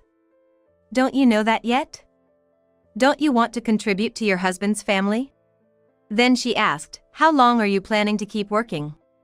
I was speechless, having had no intention of quitting my job. It seemed she expected me to eventually leave my job, become a homemaker, and help out with their chores. Stunned by this unexpected turn, I firmly stated, if that's the case, I'm leaving. I understand my duties as a wife and will help out where I can, but my priority is my time with my husband. I have work in our own household chores, so I can't help out here. With that, I left my in-laws' house. I immediately protested to Tom, but he took his parents' side and wouldn't listen. I didn't marry into this family to do their housework, I said, but he just looked annoyed. Are you always this selfish? My parents can't be wrong. Can't you get along with them? I was speechless and could only stare back at him. I was shocked not only by the vast difference in thinking between me and my in-laws but also by my husband Tom's refusal to listen to my views. He's usually not like this, but when it comes to his parents, especially his father, he seems to change completely, adhering to whatever they say as absolute. The decision to build our own home was initially suggested by his father, who wanted to maintain good relations with a real estate agent through purchasing land. The word divorce involuntarily flashed through my mind. But with Tom frequently away on business trips, I was often left alone at home. Plus, there was the fact that we had just built our dream home. I decided to observe the situation a little longer, as long as I could keep a distance from his parents. However, I made it clear to Tom that I didn't want any involvement with his parents. The relationship with your family is quite different from a normal mother-in-law and daughter-in-law relationship. Honestly, I don't want any more involvement. I won't be visiting your parents' house for chores, and I have no intention of living with them. Please remember that. I expressed this earnestly. I expected him to get angry, but surprisingly, Tom backed down, saying, okay, I got it. I'll handle things with my parents from now on. A month later, on a weekend, I was preparing lunch at home. Then Tom, who had been out since morning, returned with multiple voices accompanying him. I was surprised to see my in-laws enter the living room with large bags. Oh, it's so nice and clean because it's new. It looks like a great, user-friendly house, exclaimed my father-in-law with a loud laugh. Tom seemed proud as he showed them around the living room, carrying heavy luggage like carry-on cases and backpacks. When I confronted him, he began to say something unbelievable. He announced that his parents were moving in with us from today. What? Why? Without any discussion. I've been thinking about this for a while. Since Mirabelle doesn't want to deal with my parents, I've been mediating. Don't worry, my mom's here for the housework, right? We'll get used to it, and it's good to support each other, no problem. He said, as if he never doubted I would welcome living with his parents. I felt a sense of despair. I was foreseeing a difficult life living with in-laws whose perspectives were so different from mine. I was determined to avoid living with them, but apparently, our house and land had already been sold without my knowledge. The preparations for their move were made entirely behind my back. They only brought their immediate belongings, and their larger furniture was stored in a storage unit. I had just told Tom that I wanted to minimize interaction with his parents, and now I felt utterly betrayed. Why did you decide this without telling me? Why proceed unilaterally without any discussion? Don't you consider my feelings? This is about our future life as a family, we should have discussed it together. But Tom was indifferent. He looked at me as if I was a nuisance. But if my parents want to live with us, what can I do? Think of it as a trial period. Since you didn't want to be involved, I handled the sale and the moving preparations. A trial period? The house is already sold, what are you talking about? Doing this behind my back is like a betrayal. Complaining after marrying into the family? You're the wife, show some understanding and patience. This is my house. Tom snapped, his logic baffling me as he raised his voice. I was stunned. I realized that in his eyes, my thoughts and opinions seemed irrelevant. Ignoring me, he began to show his parents upstairs. Our house has 3 private rooms. Tom's study, my room, and our shared bedroom. We had planned to give my room to our future child. Wondering where he was guiding them, my husband then bluntly said to me, "Get your stuff out of the room." I wasn't surprised, but I was visibly upset. My mom will use your room. Dad gets the bedroom. Why don't you sleep in the yard? You don't want to deal with them, right? It was clear that if each of the in-laws were to use a room, there wouldn't be enough rooms available. The smirk on his face as he suggested I sleep in the yard made it clear this was a well-thought-out way to hassle me. I felt suffocated by the rejection from the man I had loved, while my father-in-law smirked at me in the background. Tom was clearly following his parents' instructions. It was conceivable that he was harassing me because he was told to do so. He chose to side with them, not to protect me. This realization brought a renewed sense of despair, and I could only look at him silently. As he opened my room and demanded me to hurry up, I felt like there was no point in arguing. I entered my room, grabbed the heavy suitcase I had prepared in advance, and left at a speed that took Tom by surprise. "I'm going back to my parents' house." "Enjoy yourselves," I told them. I had kept my belongings in order so that I could return to my parents' house at any time. Now, anything left in my room could be disposed of without concern. Tom and his parents seemed startled, not expecting me to leave, and they tried to stop me. My mother-in-law even accused me of pushing housework onto her, but I knew that was her intention all along. Having lived with such a father-in-law and with Tom before our marriage, it seemed to me that she had no love for her family. Instead of fighting back, she had hoped to find a new target in me, the daughter-in-law. Ignoring all their schemes, I headed back to my parents' house. Though surprised, my parents understood the situation and showed anger toward Tom and his parents. Feeling supported, I was relieved until Tom contacted me. He was apparently coming to my parents' house with his parents to take me back, saying, "I'll forgive you, so come back." Anticipating a discussion at my parents' house, I made a call to a certain place. With my parents present, the 6 of us sat around a table. Especially my father, upon hearing what I had gone through, glared at Tom and his parents with utmost anger. Yet, Tom and his parents showed no remorse. Instead, my father-in-law took the lead, accusing me of being an unreasonable daughter-in-law who wouldn't contribute to her husband's family. My father glared at them in disbelief. "Mirabelle, you should behave more sensibly as a wife. You're still working instead of dedicating yourself to your husband and his family. You should be grateful that we even tolerate that. And returning to your parents' house, who do you think you are? The complaints you have are nothing compared to the duties of a wife. Why don't you try harder and be more supportive at home?" My mother-in-law added, echoing my father-in-law's criticisms. With Tom interjecting, exactly what my parents are saying. The conversation in my parents' living room became increasingly chaotic. I tried to convey my feelings while enduring their words, but it only added fuel to the fire. Each time I spoke, their retorts grew more intense. Suddenly, my father spoke up. "I can't believe you're forcing her to live with you. She might be your wife, but she's still my daughter. If you're saying she's not good enough, we're happy to take her back. Let's go for a divorce." Encouraged by my father, I brought out the divorce papers that I had printed from a website before their arrival. My part was already filled out. All that was needed was Tom's signature. Seeing this, both my father-in-law and Tom started to get angry. "Don't be stupid. You think this is a solution? A wife should not think she can just divorce. Taking such extreme measures, you're a coward." My father-in-law yelled, while Tom, looking annoyed at me, followed. "We haven't even had a proper discussion yet. Can't you be a bit more rational? This is why I hate it when women can't have a logical conversation." They continued with their snide remarks, trying to destroy the family, huh? So arrogant, not caring about the place or situation. They said they wanted to discuss, but it was clear they weren't in a state to have a reasonable conversation.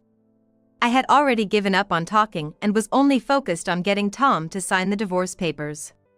But it wasn't just their terrible attitudes that led to this. "I have something to ask your mother," I said, pulling out my smartphone to show a video.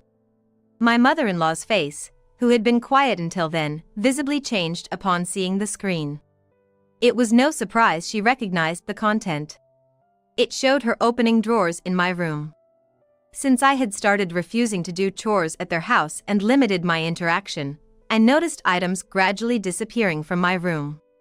The drawer contains a large box for antique jewelry, which was the conversation starter between my husband and me.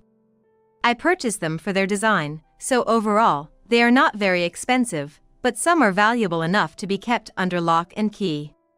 Stolen were not only the visibly expensive pieces of fine jewelry, but also several antique rings and accessories. And then, the contents of the locked box. Each item is a treasured part of my collection, and the realization that someone has been breaking into my room sends a chill down my spine. I considered the culprit, but it seemed unlikely that my husband would target the antiques for monetary reasons. The prices vary, and since my husband, with whom I share household finances, has never reprimanded me, I've been freely collecting them. He knows I've been buying mostly inexpensive items. However, the disappearance of the jewelry with gemstones clearly indicates the motive was to cash them in. Could it be that someone was let into the house while I was away? Realizing someone had been entering my room, I bought a small camera and placed it hidden in the room. After setting it up hidden in the shadow of the furniture, it captured the culprit's image within just a few weeks. At a time when no one was supposed to be at home, the person who appeared in my room was my mother-in-law. Someone could enter without my knowledge only if my husband had lent them the key or given them a spare, most likely. My mother-in-law used it to target the times the house was empty, stealing small amounts of precious metals from the jewelry box. When I confronted her with this undeniable evidence, she turned pale and exclaimed, "I've already sold them, I can't give them back." My mother-in-law became frantic and almost in tears, not knowing if the items had been sold to someone else. When I said, I will claim damages corresponding to the value, she shrieked, "That's a lie. No way." Although my collection was mostly inexpensive, it included some pieces from reputable stores. Among the stolen items were these high-end pieces. Probably, the locked and carefully stored items caught her eye. And their cash value must have been substantial. But this meant the claim amount was in the tens of thousands of dollars. An amount she couldn't afford as a homemaker. My father-in-law, trembling with rage, glared at me. Without reprimanding his wife for the theft, he suddenly snapped, "Don't mess around. You're going to sue over this trivial matter? If you've married into this family, you should listen. Instead of dressing up in toy-like trinkets, why don't you work on yourself more, maybe lose some weight?" My father-in-law, red-faced and yelling. It seemed to genuinely believe that once married into their family, I was their property. He was just angry that I wasn't complying with everything he said. Enough with the jokes. He finally stood up, raising his hand towards me. I braced myself for the blow, but my father quickly stepped in, preventing it. Just then, the doorbell rang, signaling the arrival of the person. The person whom I had contacted. A lawyer specializing in divorce issues. I had been consulting with this lawyer since I first considered divorce, especially after the theft suspicions arose. He was an older, authoritative lawyer from a firm known for handling divorce cases effectively. His presence filled the room with a serious atmosphere, and Tom and his parents seemed diminished by the lawyer's authority. First, the lawyer explained that we would be seeking compensation from my mother-in-law for the theft. Then, he laid out the evidence of the unreasonable demands and treatment from Tom and his in-laws. Including the diary I kept for such incidents, recordings I had made, and the footage from the small camera, all of which were admissible as evidence. He explained that we could claim damages for the mental anguish they caused. When the topic of divorce and the ensuing financial settlement came up, Tom, in a panic, got up and began pleading with me. "Throw away this stupid idea of divorce, we're in love, aren't we? You don't seriously want to split up?" As he groveled, his parents chimed in, "That's right, rethink this, you can still turn back." It was clear they hoped I'd withdraw the divorce, but I felt it was a waste of time to even engage with them. "We're not in love anymore, so that's inaccurate. I genuinely want to split up. If necessary, I'll consult my lawyer as many times as needed, even if it takes a long time or we end up in court." My firm rejection made Tom slump in defeat. Deflated, perhaps due to the authority of the lawyer's title, Tom's parents also quieted down and grudgingly agreed to the divorce. When the lawyer asked my mother-in-law why she stole, the shocking truth emerged. She was a reckless spender, and after splurging on shopping, she found herself short on living expenses. Unable to tell her husband, she planned to borrow money from Tom. He was on a business trip, so he told her, "Use the spare key. There's money in the bedroom drawer, take it." She did, but then noticed the rings I left in the bedroom and thought there might be more. Rummaging through my room, she found the jewelry box. And the locked box, which she quickly took to a locksmith. I lost the key, she lied to get it opened, took the contents, and replaced the empty box. Every time she was short on cash, she would sneak into our house and steal more. Hearing this, my father-in-law turned on her, calling her the lowest of thieves. Despite their insults, my parents ushered them out of the house, and they left in a loud commotion. I never went back to that house, leaving the disposal of the furniture to them. My ex-husband and his parents began living there. But due to the financial claims I made, they couldn't afford to pay, and the house and land were eventually seized. I heard from neighbors they moved to a small apartment and lived poorly. However, my ex-husband told me that his father had been leaving all the housework to his mother, burdening her and then blaming her for the theft, causing her to run away with most of the family's money. In a panic, my ex-husband called, asking if I knew anything. I had no contact with her, so I advised, "You should file a missing person report," and hung up. The two left behind did indeed report to the police. My mother-in-law is being searched for as a missing person, but so far, she hasn't been found. There's been no word from her, But I wonder if she will eventually be returned to my father-in-law and ex-husband. It seems that they are constantly bickering and fighting with each other now that they have no one to take care of them. Even at the company, I hear rumors about my ex-husband Tom, who is in a different department. Due to the significant decrease in his living standard, he's making more mistakes at work and his performance in the sales department has plummeted. Since he used to get work by being nice to everyone, his mistakes and missteps with clients have led to his reassignment to a less desirable department, famous for grueling tasks like telemarketing. He's becoming increasingly exhausted. Moreover, after committing a major mistake by sending confidential company information in an email to a client, he completely lost his footing. This became a big issue in the company, with various departments scrambling to take measures, and Tom was held accountable and penalized. Eventually, feeling uncomfortable, he chose to resign voluntarily, as I was informed by a well-connected colleague. As for my father-in-law, apparently, he too became more irritable at work due to his fatigue. His juniors and subordinates started complaining of mental distress, leading to his demotion for not being suitable for his current position. This hurt his pride, and he chose to resign in anger. Given his reputation, re-employment was difficult, and later on, Tom tearfully contacted me, saying, "We are living off our savings. Can you help us?" But I had no choice but to refuse. The alimony was already paid, and there was no reason to continue any relationship with them. I politely declined and then blocked their numbers. Finally free from them, I decided to change jobs to a company that had been offering me a good position, as I was growing weary of being known as the divorced ex-wife at my current job. Also, not wanting to rely on my parents indefinitely, I used the alimony to move into an apartment closer to my new workplace. My parents, though worried, respected my desire to be independent and saw me off. I make sure to keep in touch with them and spend time with them during long vacations. In my new environment, my life began to improve. I think I have recovered mentally, so much so that I can think positively. I would like to get married again if I have a chance. What do you mean by keeping your son handcuffed? I went to help my son's family move one day. To my surprise, I found my 4-year-old grandson handcuffed in an empty house. My grandson was crouched down, surrounded by empty bread bags and a foul smell. Seeing this, I called my son furiously. However, he seemed confused. Huh? We've already moved out of there. What? The identity of the handcuffed child turned out to be quite alarming. I had been widowed a few years ago and now, at 62, lived alone, working twice a week as a hobby class instructor. I enjoyed my job, known affectionately by my students, and it was a source of fulfillment outside of work.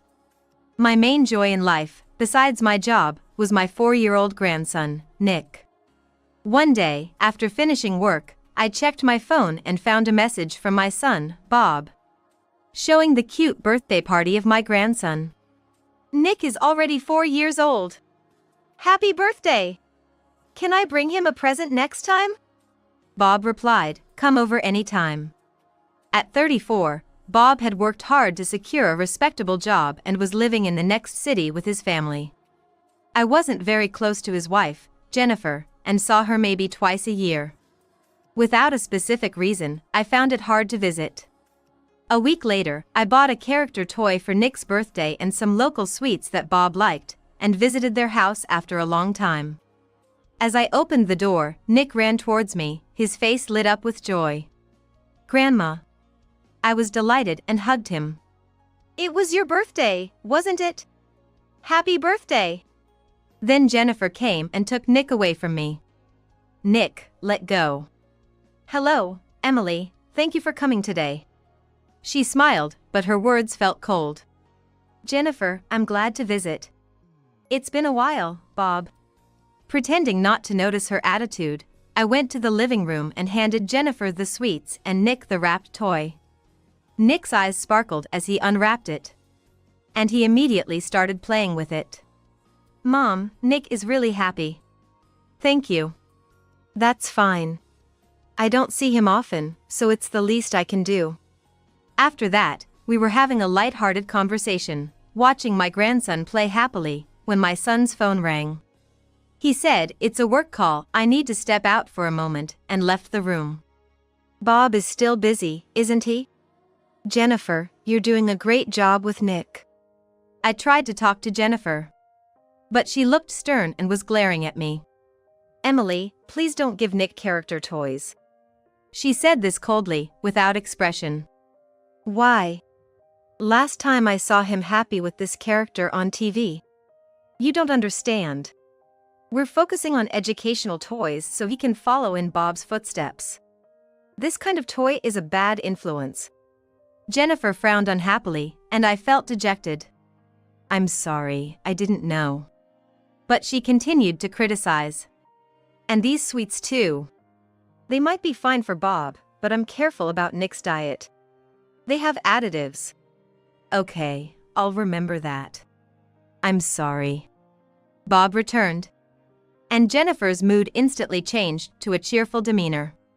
Even as we continued talking among the three of us, I couldn't help feeling a bit uncomfortable. So I decided to leave early.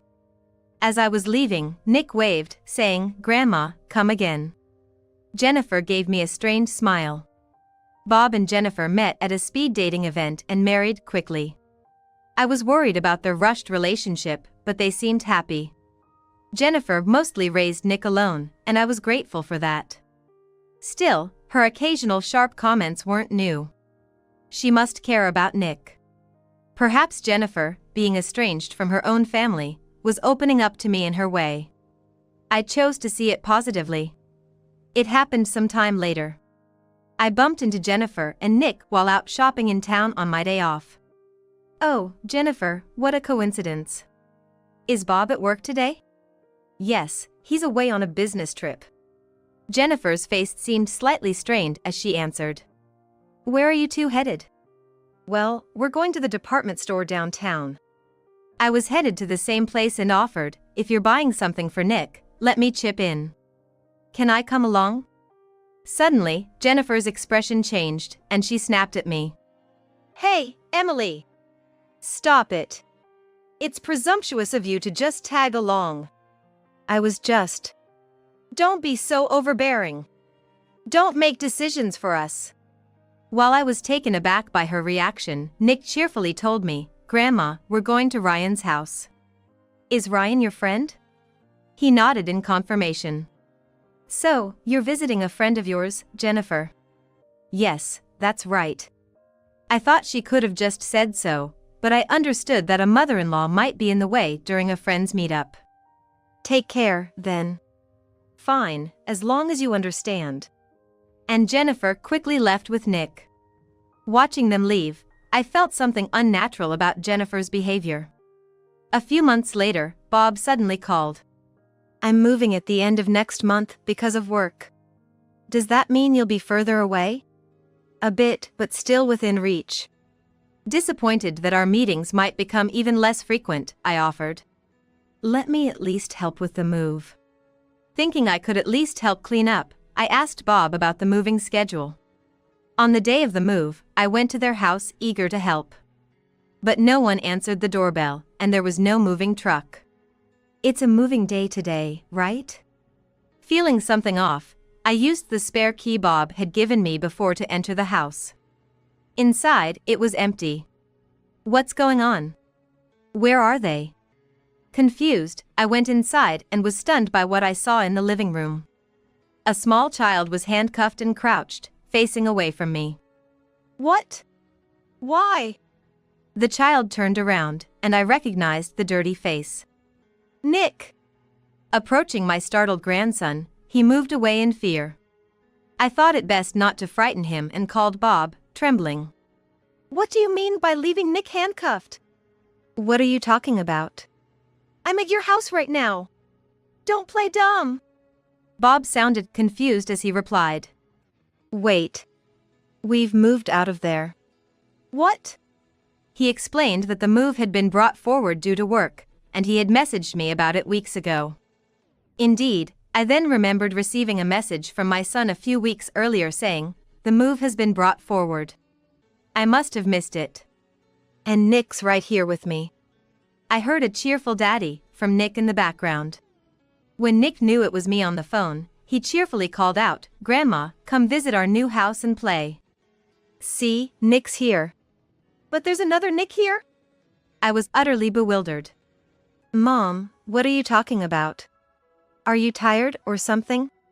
Bob's voice softened, as if he thought I had lost my mind. Should we go to the hospital together next time? That's fine, see you later.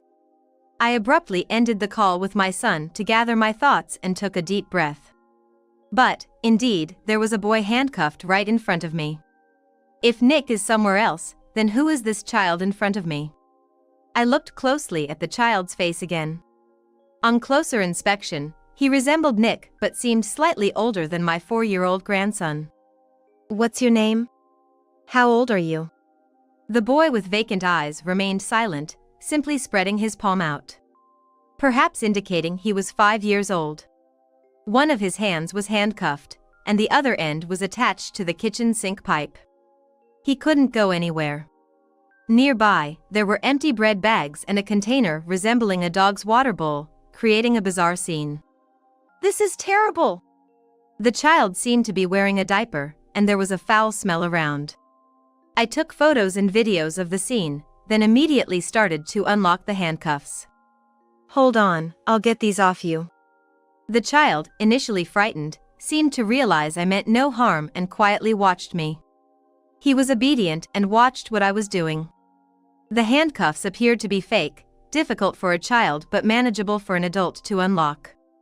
You're safe now. Why are you here? As I freed the child from the handcuffs, I offered him the food and drink I had, continuing to speak to him. However, he remained silent no matter how much I asked. Just as I was considering calling the police, he finally spoke. Mommy told me to stay here. He said that he had been living with his father until a week ago when his father suddenly disappeared. Then his mother appeared, brought him here in the middle of the night, handcuffed him, and left. She returned only once, leaving some water and food. It's cold here, I'm hungry, and I was scared of being alone. I couldn't help but hug the tearful, pitiful child. How could a mother do this to her child? Doesn't she have a heart? Who in the world does this? As I trembled with rage, the child finally revealed his name. So that's how it is. With shaking hands, I took out my phone again and made a call. After explaining the situation, the person on the other line was speechless but promised to come right away. Later, I took the child to the hospital. The next day around noon, I was hiding in a certain place. Soon, I heard the front door unlock and footsteps approaching.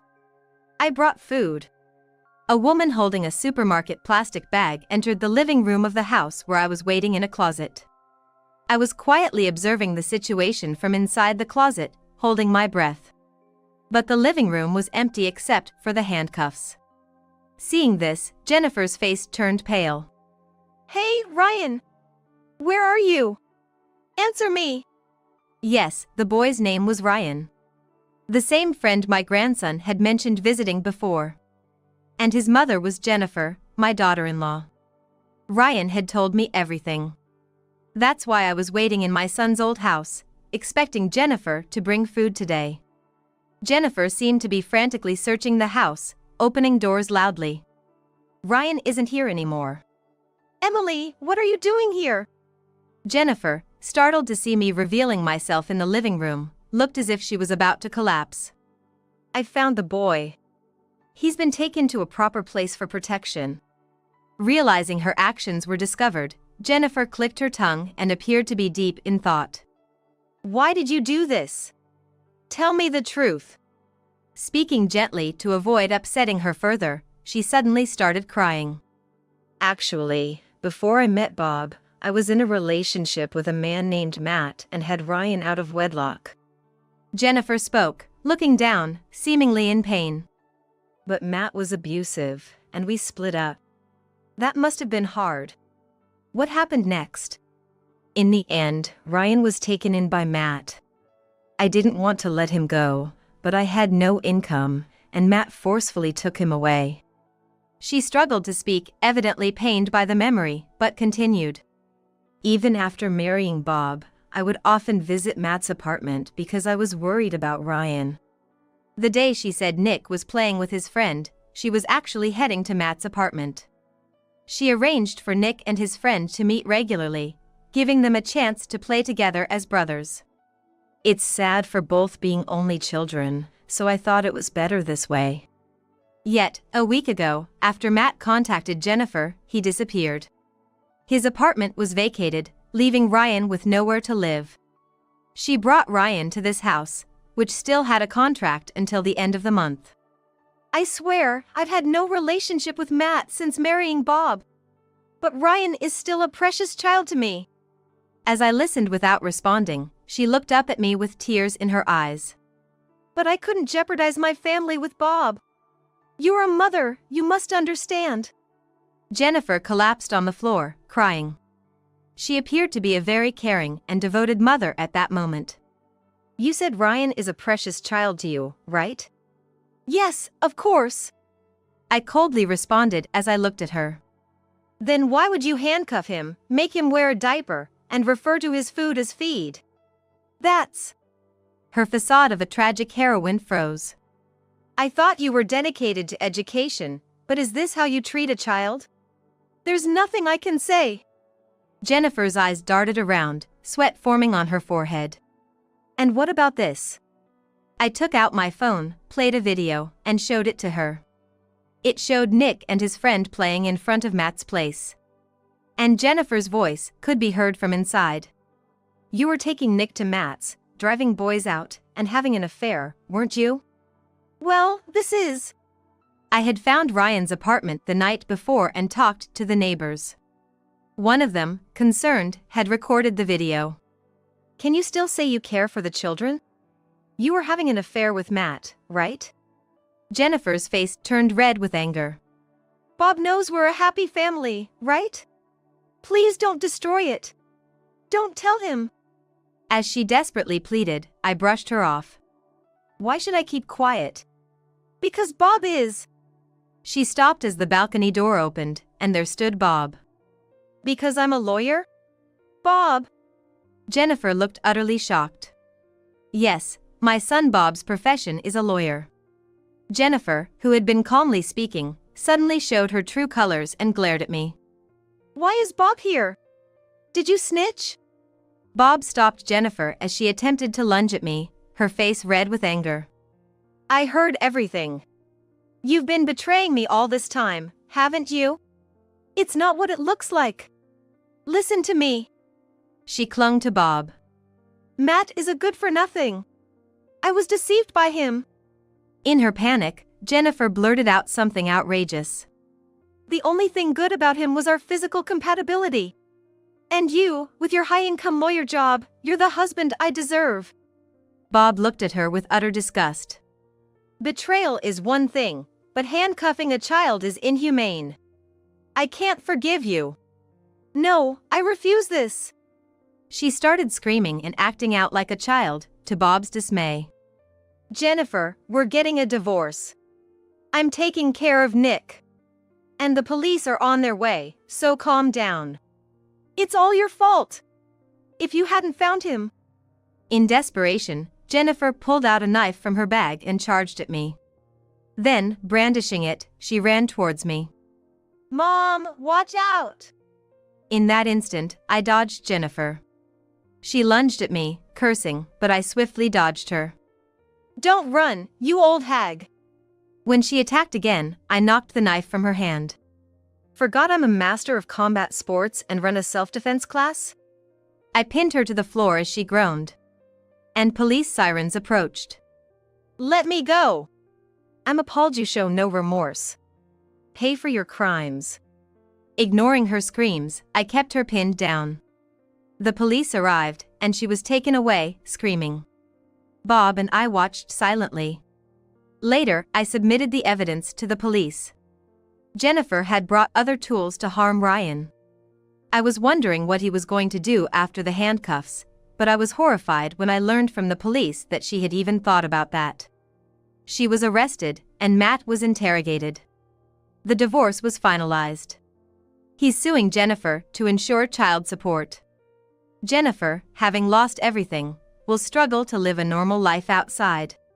Ryan was taken in by Matt's parents, who seemed decent, so I'm relieved. As for me, I moved in with Bob to help raise Nick. He was initially wary of the change but soon warmed up to me, and I'm teaching him combat sport. I plan to continue staying strong and energetic to watch over my grandson's growth in the coming years.